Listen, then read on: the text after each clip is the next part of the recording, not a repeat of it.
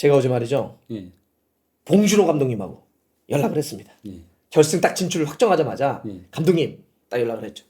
그랬더니 감독님 너무 좋다고. 예. 자기도 보면서 막 소니 막 토트넘 소니 막 우승한다고 막 그래서 너무 좋아하시고 당연히 입중계 공약을 하셨기 때문에 예. 저 이제 나오는 거는 뭐 이제 확정을 다시 컨펌을 하셨는데 받으셨죠? 그렇죠. 리컨펌을 이제 하는 거죠. 했는데 난 그런 뉘앙스가 좀 있는 거야. 감독님이 이제 얘기를 좀 나누면서는 문자로 주고받았는데 그런 뉘앙스가 있지. 아니 뭐 소니가 우승할 수 있는 기회를 잡아서 좋긴 한데 토트넘이 진짜 결승을 가네 라는 느낌 있잖아. 예. 설마 가겠어 라고 해서 입중계를 공약을 하셨는데 이게 진짜 되네? 예. 그때 시점이면은 좀 맞아. 어려워 보였죠? 그러니까 피터도 프랑크푸르트 경기 보다가 뭐 제가 4강 가면 입중계할게 이랬는데 예. 나왔고 어쨌든 봉준호 감독님이 정말 나오신다고 해가지고 너무나 감사드리고 아마 이 정도 세계적 거장이 입중계하는 게 있었을까 사례가? 그러니까요. 부모지 이거 없을 아무래도 기록 것 천재니까 이런 기록이 있나? 없을 텐데요, 진짜. 그래서 봉준호 아니, 감독님이 뭐 그러니까 선수 출신들은 있긴 하죠. 있지. 뭐 아게로 입중계 많이 하잖아요. 그쵸. 피케라던가. 맞아, 맞아. 근데 이제 그 비선수 출신은 아마 가장 유명한 분 아니실까? 그치 입중계에 예. 역사가 만들어졌습니다. 그래서 5월 22일 새벽 4시에 토트넘과 맨유가 빌바오에서 경기를 할 텐데 결승전을 봉준호 감독님이 나오셔가지고 저희랑 같이 입중계를 한번 신나게 한번 해보겠습니다. 예. 자 그래서 이래저래 해가지고 당연히 이제 굉장히 유로파리그 결승전에 대한 기대가 크단 말이에요. 예. 또 어쨌든 토트넘과 맨유 프리미어리그 팀들끼리 붙었고 우리가 좀 익숙하잖아. 예. 과거의 해버지 현재의 손흥민 이게 또 튀는 팀이기도 하고 여러 가지로 이번 시즌 또 둘이 약간 좀 이렇게 안 좋았다가 또 결승에 가기도 하고 스토리가 많습니다. 예. 그래서 저희가 이제 오늘 좀 풀어보려고 하는데 누가 우승을 해도 상당히 많은 화제가 될 것 같긴 해요. 예. 근데 우리에게 첫 번째는 얘기할 거는 소니의 출전 여부잖아. 그잖아요. 우리 소니 진짜 뛰었으면 좋겠다. 너무 강한데 워낙 오래 못 뛰었으니까 드디어 손흥민 선수가 스스로 저 조만간에 경기장 돌아옵니다. 복귀를 알리는 셀프 피셜을 올렸습니다. 예. 일단 너무 잘 된 일인데 그렇죠. 자 손흥민 선수의 인스타 스토리에 직접 올린 거 한번 띄워주시죠. 이겁니다.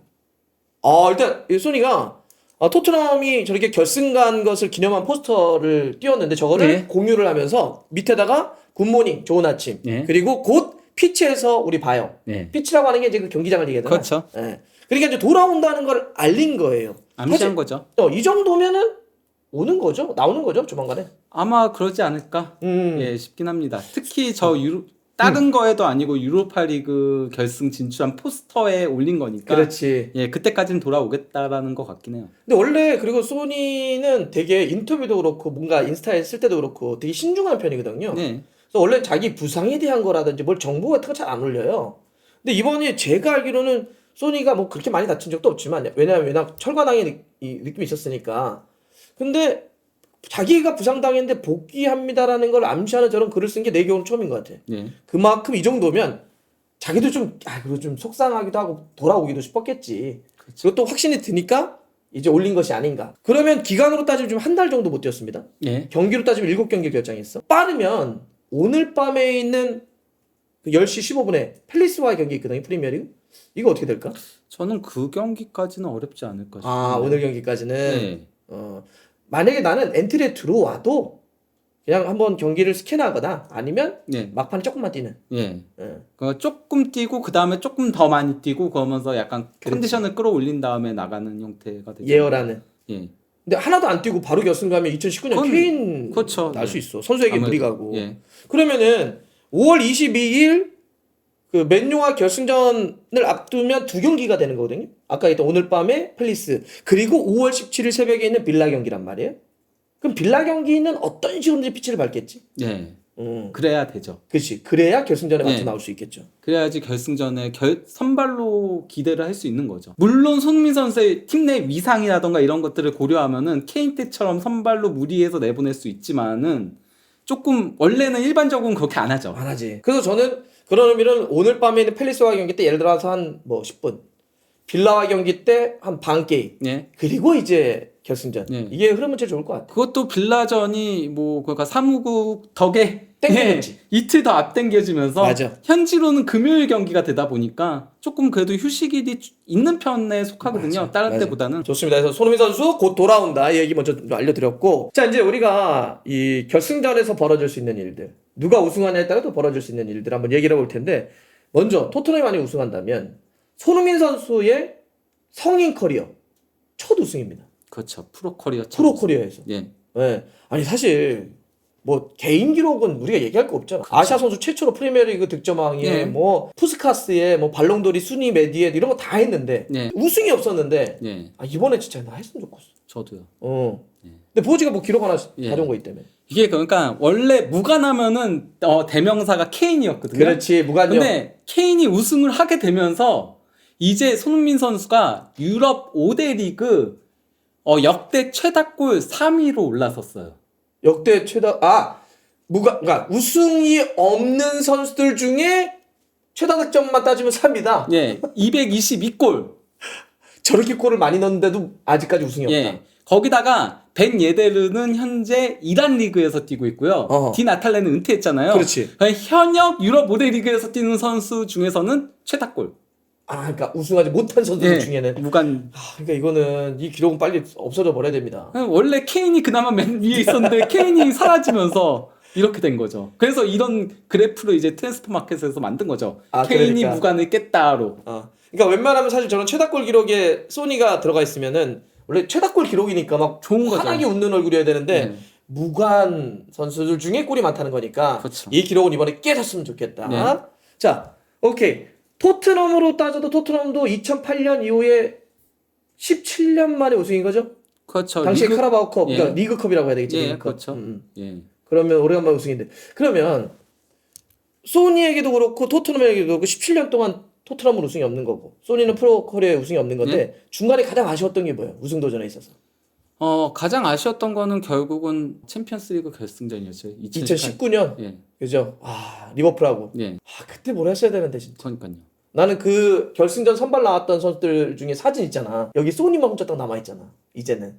그거 생각하면 진짜 그때 너무 아쉬웠어. 자, 그리고 또 하나 기록을 좀 찾아봤는데 야, 이번에 한국 선수가 나란히 챔결과 유결, 예. 챔피언스리그 결승전, 유로파리그 결승전 동시에 진출했어요. 예. 이강인 선수 파리는 챔결, 손흥민 선수의 토트넘은 유결 이렇게 했는데 한국 선수가 이렇게 유럽의 1티어, 2티어 대회라고 할 수 있는 챔스와 유로파리그의 동반 결승에 진출한 거는 이번이 역대 두 번째죠.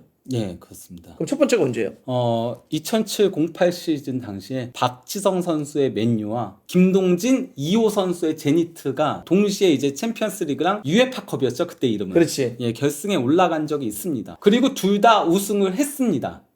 그런데 약간 아쉬움이 좀 있었죠. 박지성 선수는 결승전 명단에서 제외됐고 퍼거슨 감독이 가장 힘들었던 결정이었다라고 얘기했죠. 그리고 정말 미안했다라고. 하그리보스가 뭡니까? 근데 하그리보스는 잘했어요. 근데 그거보다도 이제 그 나니와 박지성 중에 고민을 했었다라고 하죠. 나니 어디 비벼. 그리고 김동진 2호도 우승을 했지만 2호 선수는 못 뛰었죠? 예, 그 김동진 선수는 이제 경기 막판 교체 투입 때였습니다. 오케이. 자, 그때 이후로 두 번째로 챔결과 유결 동시 진출인데 이번에는 두 선수 다 열심히 많이 뛰었으면 좋겠네요. 결과는 뭐 우리 지켜보더라도. 예. 그렇죠? 좋습니다. 그리고 이제 또 한국 선수로 놓고 보면 어차피 이제 우리가 유로파리그 얘기를 하고 있는 거니까 그러니까 유로파리그의 전신이 이제 우에파컵이니까 두 개를 다 합칠게요. 유로파리그와 우에파컵. 여기에 우승을 경험한 선수가 그러면은 차범근 감독님 2회. 그다음에 김동진 2호. 예, 그렇죠. 그렇게 딱 3명밖에 없구나. 예, 그런데 거기서 엄청난 활약을 하고 우승을 한 거는 차범이네. 그렇죠. 차범은 정말 대단한 차 사람. 감독님은 결승전 2경기 다 맹활약을 하셨죠. 그게 1980년 프랑크푸르트, 예, 1988년 레버쿠젠. 그렇죠. 그래서 우승 트로피 들고 그 역사적인 사진이잖아, 막. 예. 가장 중심에 있었죠. 그러니까. 심지어 그 프랑크푸르트 시청에 올라가서 했을 때도 차 감독님이 가장 중심에서 들어 올렸었죠. 아마 이 두 구단에서 최초로 아마 아시아 선수가 우승을 그렇게 차지하는 그런 사례이기도 할 거예요. 어마어마한 정말 역사이기도 했습니다. 그 두 구단에서 첫 유럽 대항전 우승이기도 했어요. 그렇지. 그러니까 예. 당연히 그러기도 하겠지. 그래서 이번에 정말 요 기록 다시 한번 그 이후에 또 이름이 아로 새겨지기에 또 이제 바라보겠습니다. 소니 충분히 할 만한데. 자, 그리고 이제 요거는 앞에 이제 우리나라 선수들 어떤 기록을 좀 묶어볼 건데 재미난 거 있더만 부버지가 얘기한 것 중에 그 사실 아까 얘기했잖아. 토맨, 맨토. 사실 이 두 팀이 사실 이번 시즌은 프리미어리그에서는 뭐 피터를 중심으로 한 다른 팀들에게 약간 조롱의 대상이었단 말이야. 네. 그만큼 순위가 사실 안 좋아. 네. 안 좋은데 뭐 유로파리그 우승할 수 있는 기회를 잡다 보니까 이런 사례가 있나 물어보시는 분들이 있어. 네. 이렇게 낮은 순위가 유로파리그에 우승한 사례가 있냐. 이래서 약간 우리가 세탁기 돌리는 거 아니야 지금 두 팀 다. 세탁기 돌릴 수 있어 지금. 그렇죠. 네. 세탁할 수 있단 말이야 올 네. 시즌을. 어때요? 지금으로 따지면은 현재 숫자만 놓고 볼게. 맨유가 네. 15위, 토트넘이 16위란 네. 말이야. 이렇게 낮은 팀들이 유로파리그나 우에파컵 우승한 사례가 있어요? 일단 이렇게 낮은 팀들이 결승전에 붙은 적은 근처도 없어요. 아, 근처도 없어? 그나마 가장 낮은 게 아까 얘기했던 차범근 감독님의 레버쿠젠이 8위였고 8위. 에스파�올이 15위였어요. 아. 그게 가장 낮더라고요. 제가 다 낮은 체크해보니까. 팀들끼리 붙었던 예, 거. 그게 합치면 23위잖아요. 근데 이걸- 지금 15위 한 16이면 31위예요. 그거를 왜 다 찾아봐? 다 찾아보니까 결승 대진으로는 이 두 팀의 대결이 더했을 때 가장 순위가 높더라. 네. 순위가 높다는 얘기는 순위가 많다는 얘기입니다. 그렇죠. 떨어졌기 때문에. 네, 그리고 이제 역대 가장 낮은 순위가 유에파컵 우승한 케이스는 1993-94 시즌 인테르가 13위로 우승한 적이 있어요. 세리에 그걸 네. 찾아봤어? 네. 이 기록이 어디 나와? 아니면 다 찾아본 거야? 제가 다 결승전 당시에 리그 순위를 다 체크했어요. 왜? 네? 그냥요. 근데 이게 그러니까 독특해. 확실히 시대가 바뀌었다는 게 느껴지는 게요. 예를 들어서 이제 1972-73 시즌 리버풀 시하고 이제 1977-78 시즌까지 6시즌 연속 유에파컵 우승팀이 리그 우승도 차지했어요, 동시에. 그러니까 리그에서 잘하는 팀이 예. 유럽 대회도 잘하더라. 그때는 위상이 높았는데 최근 들어서 우승팀들의 순위가 조금 낮아요. 그거는 그런 게 있구나. 약간 챔스 쪽으로 집중되면서 네. 유로파 리그는 조금 낮은 예. 팀들이 그러다 보니까 2021-22 시즌 프랑크푸르트가 11위로 우승을 차지했었고요. 2022-23 시즌은 세비야가 12위로 유로파리그 우승을 차지했습니다. 야, 이런 흐름이 있네. 예. 가장 아까 낮은 팀이 우승한 게 그러면은 그 13위라고 얘기를 했고 네. 가장 최근에 결승 진출 중에 가장 낮은 순위로 올라간 팀은 어디예요? 결승 진출 중에 가장 낮은 순위는요. 1995-96 시즌 지단이 이끌던 지로댕 보르도가 16위. 보르도? 예. 16위로 결승한 적이 있어. 지단이? 예. 그러면 지단은 토트넘과 보르도 지단과 똑같다는 거네. 그러니까 좀 놀라웠어요. 16위로 토트넘도 16위로 올라갔거든요. 결승에. 다만 우승은 못했죠. 보르도는. 그 얘기 왜? 예. 죄송합니다. 예. 뭘 또 죄송해. 그리고 이제 그 1987-88 시즌 에스파뇰이 15위로 차범 레버쿠젠한테 이제 준우승에 그쳤던 케이스가 있죠. 그렇게 낮은데도 올라갔다. 그래서 어찌 보면 그게 있구나. 피터도 지난번에 와서 울면서 그 얘기했잖아. 이렇게 낮은 팀들이 나가서 우승하는데 챔스 출전권을 주면 어떡하냐고. 어떻게 여기 제도인데. 그죠? 그렇죠. 제도인데 어떻게 할 거야. 네. 우승하면 줘야지. 15위가 우승하건 16위가 우승하건 유로파리그 우승하게 되면 챔스를 줍니다. 네. 그러니까 그러면 최초가 되는 거죠. 어떤 가장 낮은. 그러네. 네. 가장 낮은 팀이 우승해서 챔스 가는. 네. 그러니까 피터가 배 아플 만하다. 벵거도 얼마 전에 얘기하더라고. 네. 유로파리그에게 자꾸 챔스 출전권 주는 건 너무하지 않니? 예. 뭘 너무해요. 그게 규정인데. 네. 자, 좋습니다. 팀 쪽에서 한번 볼게요. 그러면 토트넘이 지금 유로파리그 결승에 간 거는 몇 번째예요? 3번, 이번이 4번째입니다. 이번 포함해서 네 번째. 네. 그 중에 2번 우승했고 1번 준우승했습니다. 초대 우에파컵 우승팀이 바로 이제 토트넘이죠. 토트넘이죠. 예, 그때 울버햄튼 상대로 했었고요. 그리고 84년에 또 한 번 우승했죠. 예, 흥미로운 게요. 그 2번 우승했을 때, 심지어 결승 3번 올라갔을 때 이전에 다 순위가 낮았어요, 토트넘이. 다 낮은 상태에서 올라가서 예. 우승했어? 참고 이제 1971-72 시즌에 우승했을 당시에 리그 순위 6위였거든요. 그런데 원래 5위인 아스날이 유에파컵에 가기로 돼 있었어요. 근데 토트넘이 우승하면서 디펜딩 챔피언 자격으로 아스날 출전권을 강탈해 갔습니다. 아스날 완전 빡쳤겠네? 예. 그리고 또 이제 그 1983-84 시즌에도 그때 우승했을 때. 그때도 8위였는데요. 그때도 5위인 아스날을 또다시 제치고 진짜? 예. UEFA컵 진출권을 강타를 했었어요. 진짜 아스날 팬들이 토트넘 싫어할 만하네. 물론 토트넘 팬들도 아스날 니네가 연고 이전해가지고 우리 옆에 왔잖아. 이것 때문에 서로 빡치긴 하는데. 네. 공교롭게도 우승했을 때마다 아스날에게 조금 뒷박을 안겨줬다고 해야 될까요? 예. 그러니까 우승은 72년, 84년이고 74년은 준우승이잖아. 네, 그때 그렇죠. 누구랑 붙었어? 그때 페노르트랑 붙었고요. 그때 진 거고. 그때는 리그 11위였어요. 그 아. 10위권 밑으로 떨어져 있었죠. 그러니까 대체적으로는 순위가 막 엄청 높진 않았네. 예, 토트넘이 그러니까 높을 때 진출한 적은 없더라고요. 토트넘이 이상하게도. 아, 오케이. 근데 맨유는 유로파리그. 근데 맨유는 유로파리그 우승이 또 많지는 않았던 것 같다. 결승 진출이 이번 포함 몇 번이야? 이번 포함 3번이고요. 맞아, 별로 없어. 맨유는 아예 UEFA컵은 우승한 적이 없어요. 그러니까 요즘 이름 예. 바뀌고 예. 그게 2017년 아약스 예. 꺾고. 그때 아약스 꺾고 우승을 했었고요. 그리고 2022년에 비아레아가 그 전설의 승부차기 11명. 골키퍼까지 다 나서가지고 데에아가 막히면서 10대 11로 패했었죠. 그래서 진 거. 예. 그러니까 맨유는 유로파리그 결승에는 그렇게 많이 못 올라갔구나. 왜냐면 또 네. 맨유는 사실 또 챔스를 그렇죠. 잘했으니까. 챔스 단골팀이니까요. 그러네. 그래서 UEFA컵을 갈 일이 별로 없었죠. 그리고 맨유는 아까 뭐 토트넘은 이제 우승하게 되면 17년 만이라는데 맨유는 뭐 사실 이래저래 하도 요새 성적이 좀 그래서 그런 건지 종종 우승을 했어. 최근에 성적 안 좋아도 우승은 꼬박꼬박 뭐 FA컵도 우승한 거 그렇죠. 있고. 지난 시즌 FA컵이고 그 전에 리그컵도 우승했고. 맞아. 예. 그래가지고 테나가도 원래 자르려다가 그러니까요. 우승해가지고 더 있어야 되는 거 아니야? 그랬다가 그렇죠. 못 자르고 끌었다가 그러다 보니까 이제 그 토트넘이 포스테코글루가 유로파리그 우승해도 경질할 거라는 보도들이 나오고 있는 거죠. 테나의 전철을 밟아서는 안 된다. 나도 우승해도 잘릴 것 같고 잘라야 된다고 생각합니다. 자, 이번 유로파리그 결승이 재미난 게 잉글랜드 팀들끼리 붙은 거란 말이에요. 네. 그죠? 톰앤 멘토전.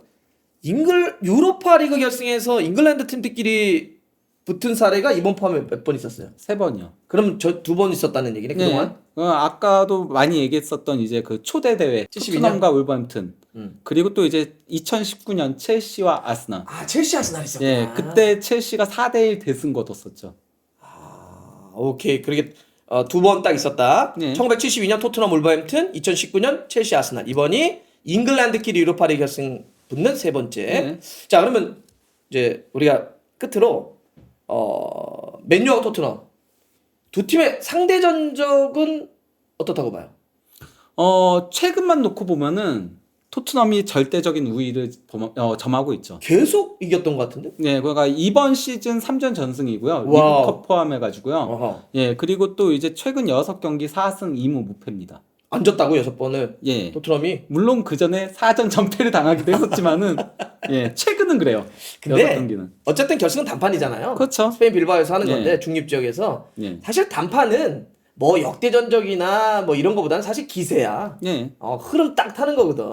그리고 뭐 최근에 부상자 누구 있다 이런 얘기도 해줄 수는 있겠지만 난 꼭 그렇게만 통하지 않더라고 단판 승부는. 예. 예. 참고로 이제 포스테코글루 감독은 맨유 상대로 4승 1무 무패고요. 응? 토트넘 와서만 했으니까. 그러네. 예. 잘했구나. 아모림 감독은 맨유 상대로 1승 1무 2패. 이래저래. 콘테 감독 때 챔피언스리그에서 스포팅 아. 그때 붙었을 때 있잖아. 그때 1승 1무고 맨유 와서 2연패죠. 다 진 거고. 좋습니다. 자, 그거는 이제 역대 전적이니까. 그러면 최근에 그 토트넘과 맨유가 붙었던 그 대진이 그 대진 중에 하나가 우리가 되게 인상 깊은 게 리그컵 네. 올 시즌 그 소니가 코너킥 그냥 바나나킥으로 들어갔던 그렇죠. 그 경기 한번 그 선발 대진 경기 대진 좀 띄워줘요. 그때 당시거든요. 네. 물론 이때와 앞으로 만날 결승에서는 선수가 많이 바뀔 거야. 네. 토트넘도 보면 지금 뭐 스펜스하고 그레이, 드라고신이 수비 쪽에 있는데 저 선수들 다 빠질 가능성이 높고. 그렇죠. 그때는 아무래도 다 부상이어가지고 못 나왔었으니까. 맞아. 이제 로메로, 반더벤, 왼쪽도 요새 스펜스보다는 우독이 골키퍼도 포스트 알잖아. 비카리오가 쓸 거고. 그리고 또 이제 뭐 수비형 미드필더에도 벤탄쿠르는 기본적으로 나오겠죠. 그렇지. 네. 그렇지. 그리고 여기 사실 메디슨 같은 경우는 시즌 아웃이니까 못 뛸 거고. 네. 맨유 같은 경우도 뭐 안토니 지금 다 떠났고, 에릭센도 뭐 안 뛸 거고. 리산드로 마르티네스도 부상이어서 시즌 아웃 됐고, 네. 바인드르 골키퍼도 아닐 거고. 네. 그러니까 어쨌든 여러분들 요거는 선수 구성은 많이 바뀔 거라고 치고, 자, 우리 부버지가 생각하는 이번 그 5월 22일 봉준호 감독님이 입중계로 출전하는 그 결승전에 두 팀의 이 경기를 바라보는 가장 주요한 관전 포인트는 뭐라고 생각하십니까? 결국 토트넘 같은 경우는 맨유 상대로 조금 측면 공략을 잘할 필요성이 있고요. 왜요? 그러니까 상대가 그래도 어쨌건 간에 3백 기반으로 하다 보니까 맞아. 측면이 조금 비는 경우들이 있긴 하거든요. 3백이 구조적으로 좀 사이드가 좀 빌 수 있죠. 그렇죠. 예. 그러니까 그 뒷공간을 조금 잘 팔 필요가 있고요. 맨유 같은 경우는 기본적으로 상대를 끌어들인 다음에 뒷방 치는 형태의 공격을 상당히 많이 하거든요. 그거에 대한 대비를 잘해야 된다. 그러면 진짜 반더벤 로메로가 중요하겠네, 그렇죠. 토트넘에게. 예. 그리고 그리고 소니가 되게 또 이 출전 여부가 되게 중요하겠구나. 그렇죠. 사이드 쪽 승부가 완전 승부처라고 한다면. 예. 그 리그컵에서 그 다득점 경기 나왔을 때는 손흥민 선수가 정말 공략을 잘했거든요. 맨유의 측면을. 그렇지. 예. 자, 좋습니다. 그래서 이렇게 얘기하고 나니까 더 궁금해지고 막 기다려지는데 여러분들 5월 22일 목요일이죠. 예. 새벽 4시에 스페인 빌바오에서 토멘 멘토가 붙습니다. 이 경기 봉준호 감독님과 함께 하니까 놓치지 마시고요. 제가 뵙겠습니다. 진심으로 전해주는 짜릿한 감동의 순간 축구를 읽어주는 달수와 친구들의 멋진 라이브 달순의 라이브